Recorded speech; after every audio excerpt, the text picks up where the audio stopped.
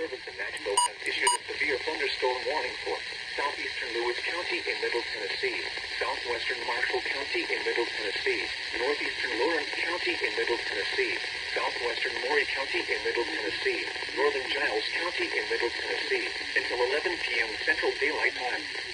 At 10:09 p.m. Central Daylight Time, a severe thunderstorm was located near Summertown, or 11 miles northeast of Lawrenceburg, moving east at 20 miles per hour.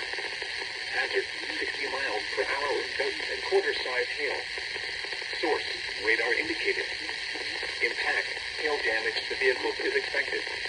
Expect wind damage to roof, siding, and trees. Locations impacted include Lawrenceburg, Pulaski, Mount Pleasant, Summertown, Cornersville, East Ridge, Lineville, Henryville, and Culleoka.